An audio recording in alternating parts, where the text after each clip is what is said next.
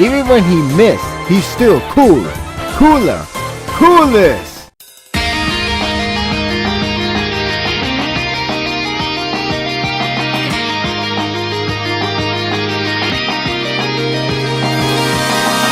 On one hand, I call it that Sir Night-Eye is going to give Deku a rough time. On the other hand, I didn't expect the problem lies on the inaccurate facial expression of All Might, which solidify on who he is. Nevertheless, this is an amusing chapter with more spotlight of Sir, who really has gotten my attention, and an interesting overview of Deku as the successor. The beginning is rather hilarious because of the nature of something serious is happening, but not with the materials that should be taken as one. For those who guessed Sir to laugh in the very next chapter, that turned out to be wrong. But in my opinion, the character we truly have is more appealing. He didn't blame Deku for making fun of All Might by replicating his look. Rather, it's because he got it wrong, just by a few centimeters. At first, I thought he was going to fix it and tell him, alright, you're in. But instead, he still take this as all too serious, so he was leaving.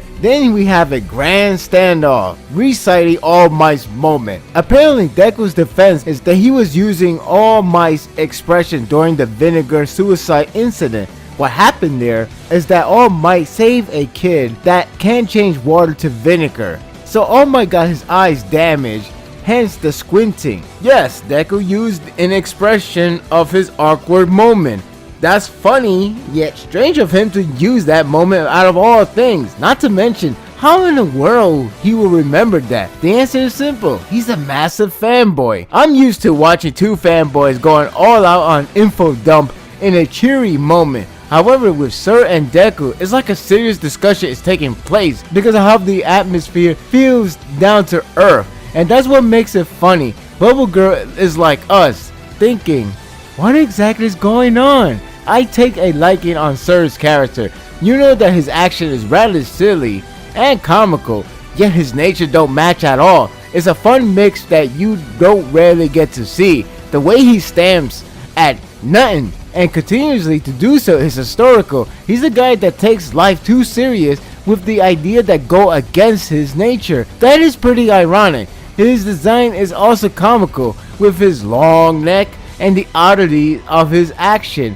But again, the nature doesn't compute. It's as if it's poking fun at a character who take it as serious. On the serious side, however, Sir doesn't approve Deku's as his intern student, so he has to take the stamp out of his hand in 3 minutes. Mirio and Bubblegum have to leave them alone as Mirio drops a note of Sir's hype, which later becomes clear. For the record, it still feels like Mirio is legit good, but I have a bad feeling for his future and is not turning evil. You should know what direction I'm talking about. While the first half of the chapter is focusing on visual comedy, the last half is more serious in all sense. And the more Deku keeps trying to grab it, the more Sir spouts out insults towards him. When Mirio mentioned that it's going to be bad for Deku, it has me wondering on what exactly is Sir's quirk. Sure enough, it's foresight, which I don't know if that's a pun to his design, but I digress. It allows him to see the person's action that will take place in advance for the period of 1 hour. It works by touching the target and matches gaze with theirs. That sounds overpowered, but there might be a drawback. It gets pretty personal when Sir tells Deku that Mirio should have been the one to inherit One for All. One thing for sure is that Sir is really blunt with his words. That or he's just venting out something that frustrated him for a while. In fact, it seems to clue in that his breakup with All Might may be involved with the selection of the successor. Is not guaranteed to be the reason, but it's certain that he doesn't approve his decision and still don't today. It comes down to the best must inherit the best, not something for a nobody. While I don't agree with his approach, I do admire the fact that his ideal of laughter comes from All Might, since he does approach the citizens with courage and cheerful, or power and humor. It's the right balance that Sir takes the latter to the core, even if he doesn't seem like he is. That said, he is not fond of Deku with him lacking the integrity of a successor. The visual is a mix of comical and tense. The atmosphere is comical for a serious talk over fanboying All Might. Sword steals the show in this chapter with his design alone. He doesn't crack a smile or any goofy expressions, always in a serious tone.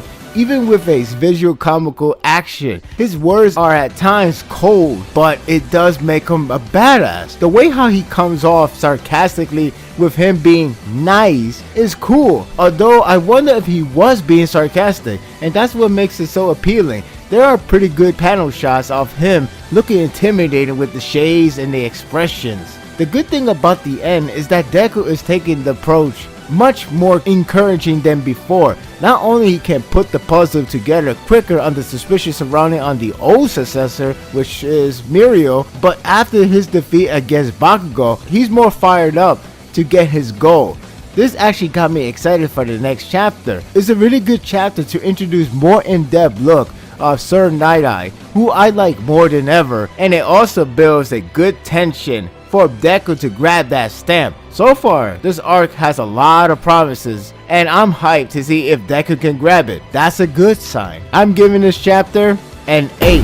All thanks to Sir Night-Eye. I really take the liking to this character. I'm enjoying the character as well as where this story is going to. What are your thoughts of this chapter? What are your thoughts of Sir Night-Eye? Again, I really find him cool. I really like the character, and I wanted to know more about how he had a fallout with All Might, especially the fact that he's a huge fanboy. He knows every part of detail, and he takes a liking to one half of All Might's greatest trait, and that is humor. So how in the world they broke up? Maybe the next chapter will happen. Time will tell. My thoughts are told. Don't let yours on hold. Leave a comment below. Thank you for watching this video. If you like this and want more of this, subscribe to my channel and my world will be yours to stay. Until next time, take care.